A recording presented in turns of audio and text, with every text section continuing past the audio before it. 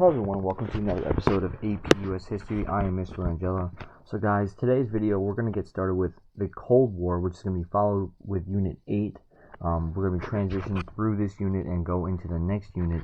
These videos are just going to kind of get you going, give you a heads up or a step ahead in the curriculum, okay? And what we're going to focus on today is really the first part of Unit 8, which is going to be focusing on Truman and the Cold War. So let's get started on that. And as we progress through, just make sure that you stay cognizant of some questions that you need to be answered, okay? So, like I said, we're going to be starting with the Cold War, which is AP US History Unit 8 from 1945 to 1980. And first, there's 4 sections total of this unit. Section 1 is Truman in the Cold War. Section 2 is Eisenhower's Heroes during the Cold War. Section 3 is going to be the Promise of Turmoil, which is the 1960s. And then we're going to focus on the last section, which is Limits of a Superpower, which is 1969 to 1980. And throughout this time period, we're going to focus on a lot of different presidents.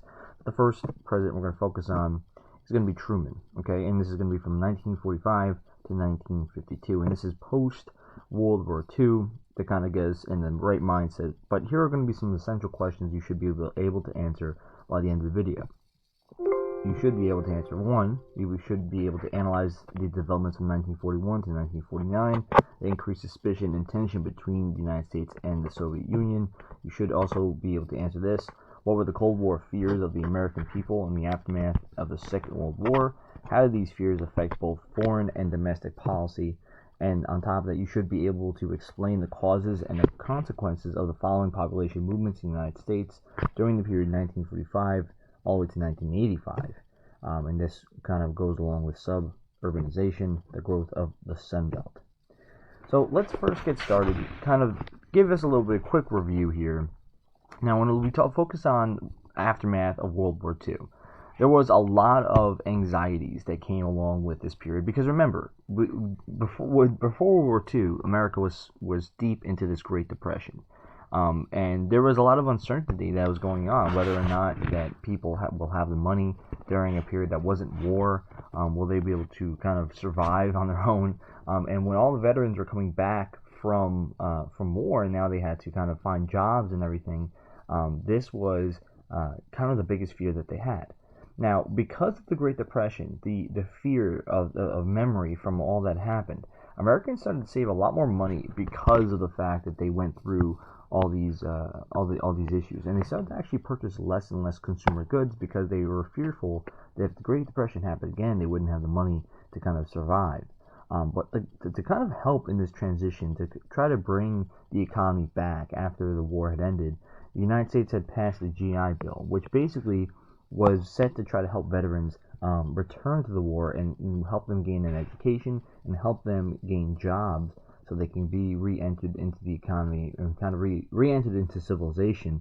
And on top of that, they also created the Servicemen Readjustment Act, which its sole purpose was to create business loans, education loans and business loans, to really help these veterans get an education, return back to work, and even have loans to help them basically pay for homes throughout the different regions.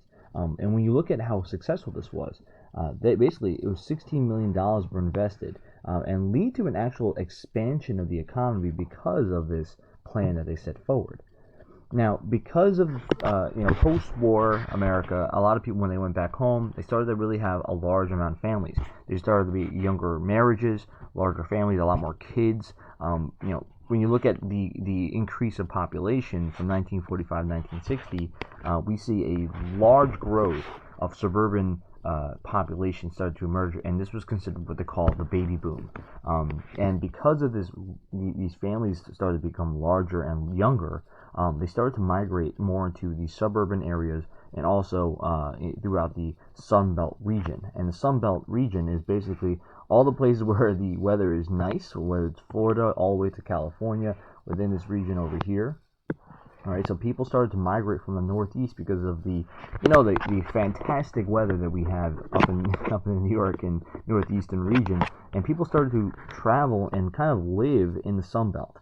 Because remember, for a very long time, the population density was more in the Northeast, but it started to try to transition after this because they wanted to get away from the cold and be more into the nicer weather areas. And because of the fact that in these Sunbelt areas, taxes were lower and there was a nicer climate, and basically they could afford nicer homes, because in the Northeast it was a lot higher taxes, homes were more expensive, and they wanted to start a family and these cheaper lines. When you look at the impact of this suburban, expansion and this middle class increase, was that within the cities themselves, they started to basically kind of have segregated areas where people had to live. So you can see that there is not just a positive impact, there's also a negative impact, especially when it comes to racial segregation within the inner cities. So when you look at the impact of this, I mean, this is going to be pretty big. But when Truman is now the president, right, and we have to kind of understand that he made the decision on the atom bomb, right, and now this is going to kind of be a situation where people are looking at Truman and they see him as being a hero for deciding to do that action to end the war. But he wants to try to increase really the peace movements and really help those that were really suffering through a tough time. And he tried to kind of mirror what FDR had done with the New Deal, and now really create a kind of expanded view on this by trying to help as many people as possible, but trying to increase employment programs and also try to increase the amount of money that was going into infrastructure. So what he first does is he creates the Employment Act in 1946, which basically was a deal. It was less than what he wanted to do, but basically what it did was it created a Council of Economic Advisors that would then help Congress in passing legislation. He also then created a Committee for Civil Rights to kind of try to aid in gaining more civil rights for individuals, and they would kind of be people that would advise the federal government to create laws that would help generally all people.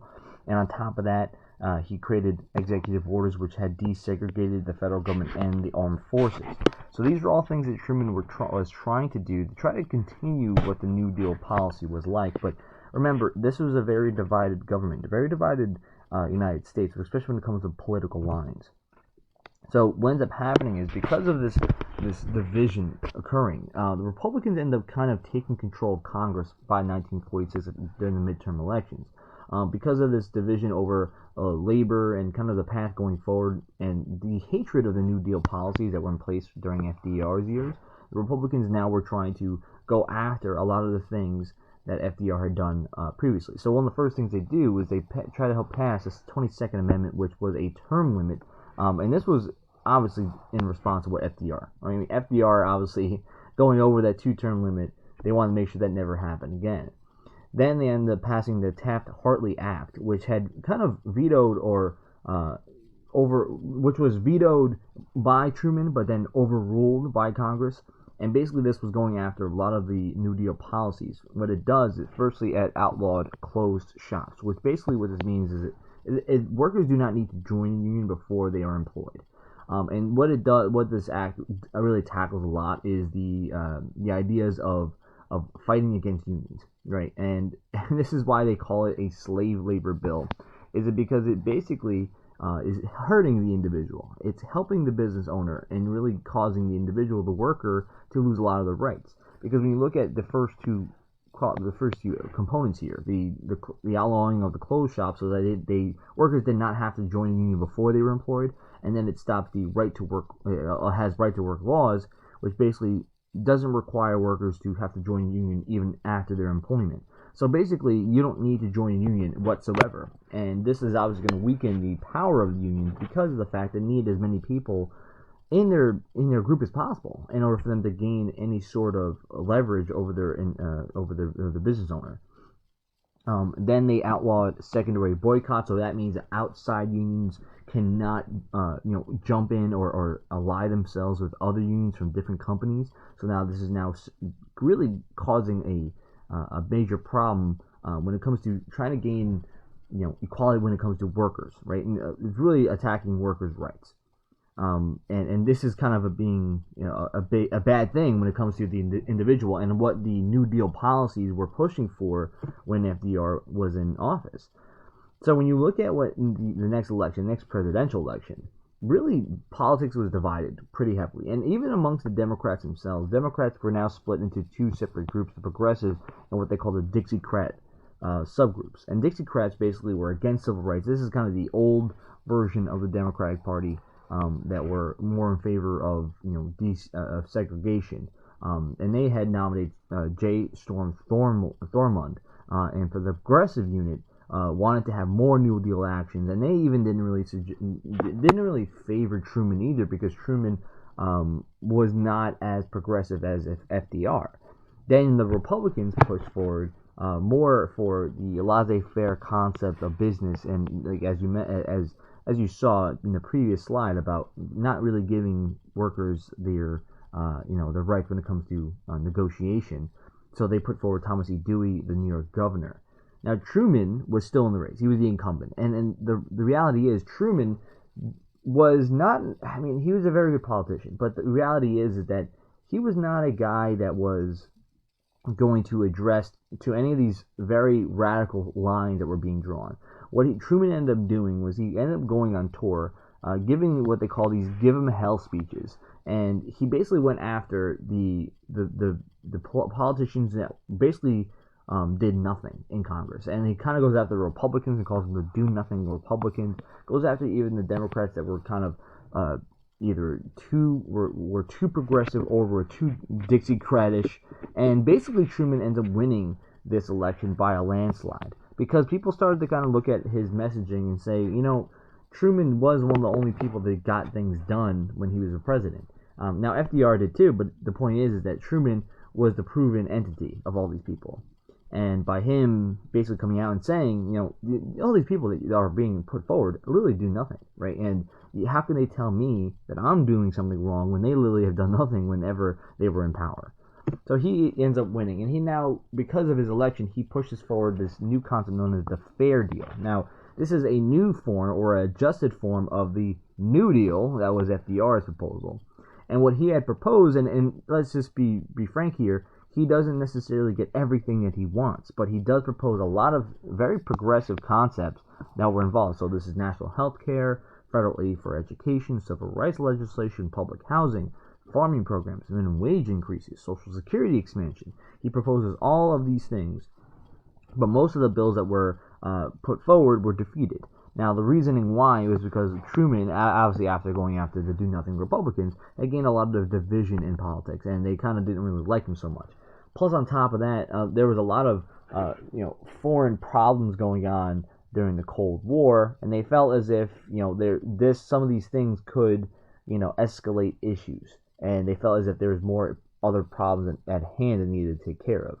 But of the things that probably he proposed that would be kind of followed would be probably the minimum wage increase and the social security expansion, and because that's actually going to be followed even through the next president as well. Now, when you look at the origins of the Cold War, this is going to be another thing that goes along with Truman.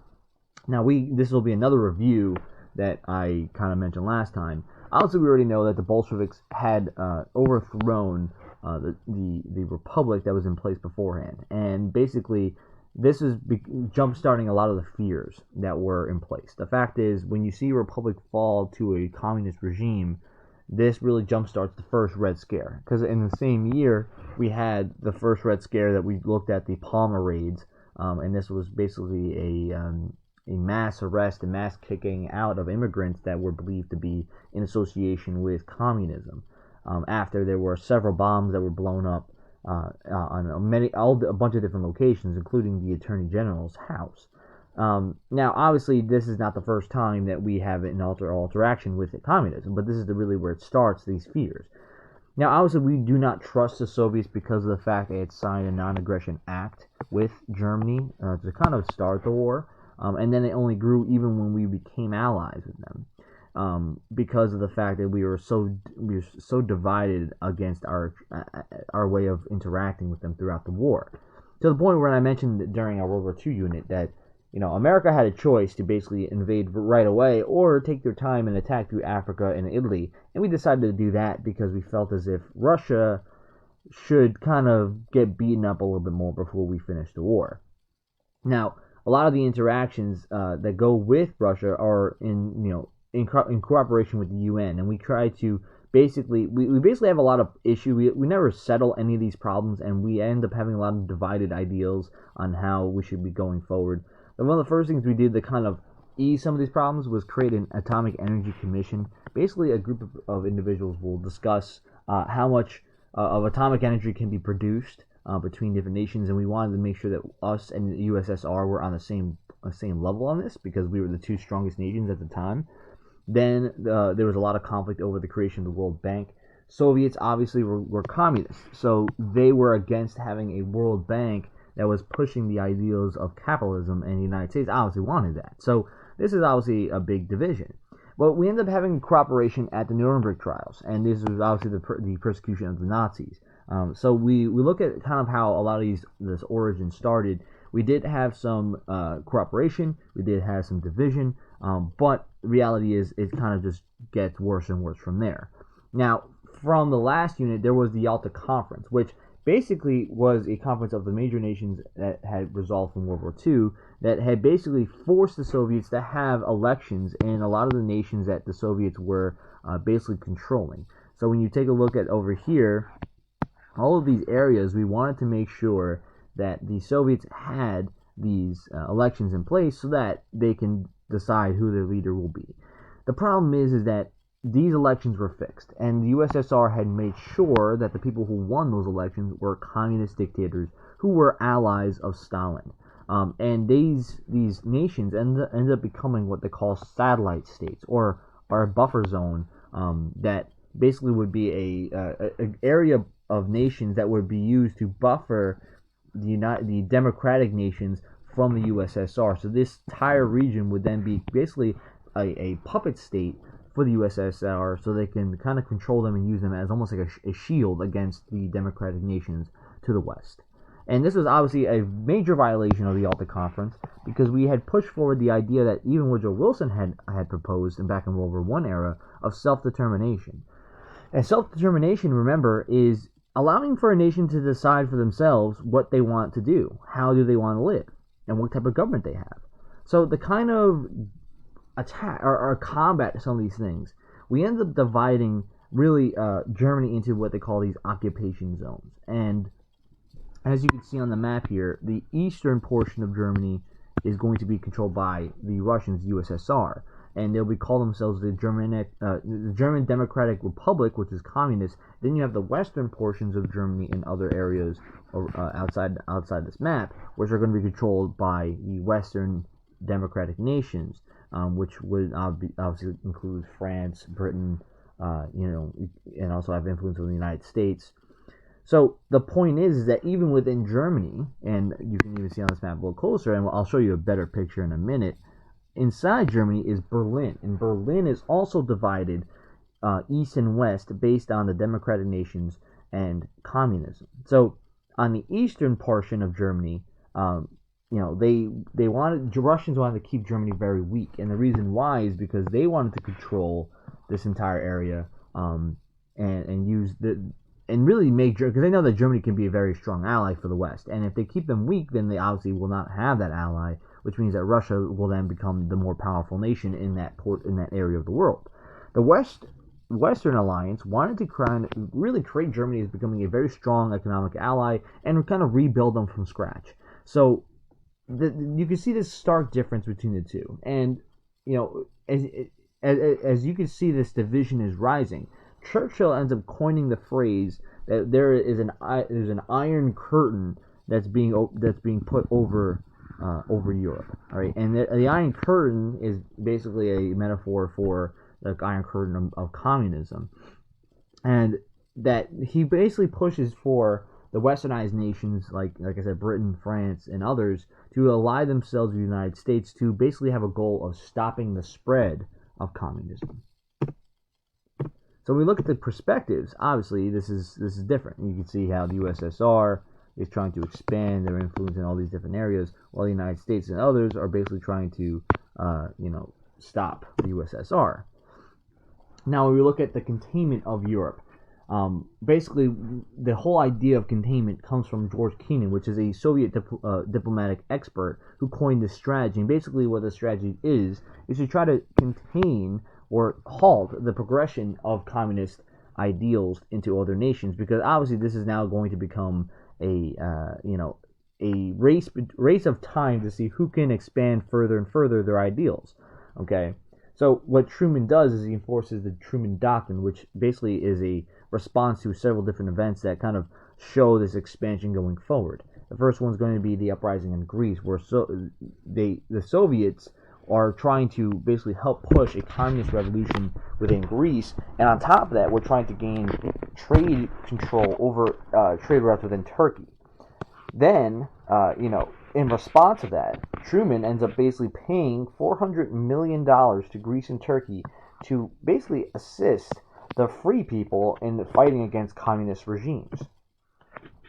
To kind of expand onto this, the Marshall Plan, which is basically a large government-funded program to basically send money to westernized Europe to reject Soviet control. All right, and we basically were sending a lot of different nations money so that they can combat these Soviet uprisings. And the effects of this plan was that Western Europe became self-sustaining by the 1950s. They became strong enough that they can haul off these communist regimes because the United States helped. Basically, and on top of that, the United States started to prosper because of the fact that we are now sending resources to these European nations. But the other effect of this would be tensions would start to arise against the Soviets, and this obviously would cause even more and more problems. And one of these problems start to really culminate, materialize in the event known as the Berlin Airlift. Now, remember, when you look at this map here, this portion, my pen works, is controlled by the Soviets, and this is Eastern Germany. But within Eastern Germany, there is Berlin, which, if you look at on the picture here, the area that has the multiple colors is controlled by the Western nations, and then the red is controlled by the USSR. So Berlin is located in the communist Germany. So the problem is that when we are trying to deliver resources to the West Berlin, Stalin starts to kind of halt our progress. He stops us from delivering these goods. So now this is going to be a problem. But Truman answers with a very swift decision. He ends up doing a airlift of resources, dropping the materials into West Berlin by airplane. And on top of that, he ends up moving these bombers that have the ability to hold atomic bombs into Britain to kind of show the force of the United States' power. Stalin then responds by lifting the blockade by May 1949, which is definitely a very tense situation that's happening. Now, in response of all this, we see the creation of NATO, which is a North Atlantic Treaty Organization, which is a military alliance between many European nations, including the United States and Canada, which was basically sent to combat a lot of these aggressive expansions of the Soviets. And you can see on the left here, the blue area are all the nations that are included into NATO. In response, Russia, or the Soviet Union, had created the Warsaw Pact, which was all the areas on the red, which are groups that were allied against NATO. Now, basically, with all this tension arising, the United States ends up expanding their military quite a lot, and they spend a lot of money to try to gain a step ahead against the USSR. And what they do is they create the Department of Defense, they create an official Air Force, the Joint Chiefs of Staff, and they also create the CIA. Now, this is going to now grant them more abilities to do several different types of actions militarily, and we'll talk about all those different things later on. But lastly, before we finish up, this kind of leads us up into the arms race. Because of this now, tensions are rising, this division between the Soviets and the United States, we see that they are now trying to compete with one another. When the Soviets finally be able to test their first atomic bomb in 1949, the United States increases military spending by 4, times it by 4, to try to compete and gain a foothold over this competition that's arising. So we end up developing the first hydrogen bomb, then the Soviets create their first hydrogen bomb, and we start to stockpile weapons upon weapons. And the reason why we're doing this is because whoever can control the most military assets becomes the most powerful nation. Even though we know that if we were to use them, this would cause mass destruction and death. And we knew that we really wouldn't want to do that. But having the stockpile of weapons definitely puts you ahead of who is the strongest. and this is now going to be a proxy war to see, really, we're going to kind of see conflicts between other nations, never between directly the United States and USSR, but we're going to be influencing the victors there. Okay. So what we're going to do today is I'll finish up with that video, and I'll post some questions on Edpuzzle, and then that'll be it for that. All right, guys, that's it for me. Langella out.